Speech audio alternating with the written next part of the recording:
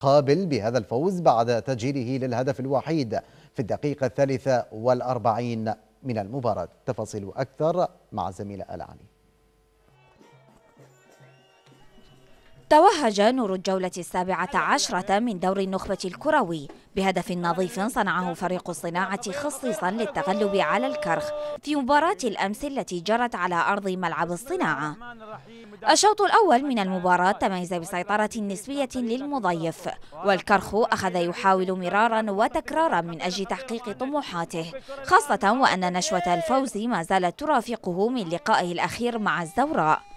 ليستمر الحال بالمحاولات حتى جاء بسام قابل ليفاجئ الجميع بهدف نفذه من خارج منطقة الجزاء ليثبت أفضلية التقدم لفريقه في الدقيقة 43 من زمن هذا الشوط. بسام قابل كرة جميلة وراعة من أحمد.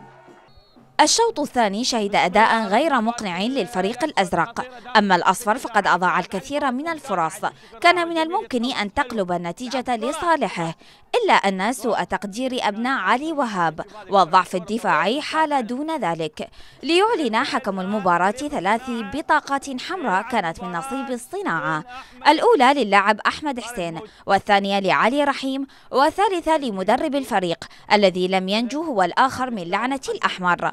منتهيا هذا الشوط بدون أهداف. 90 دقيقة مرت برتابة، حتى وإن شهدت هدفا رفع بالصناعة إلى المركز التاسع وسكن بالكرخ في المركز الثامن من ترتيب الفرق. لقناة العراقية الرياضية، آل علي.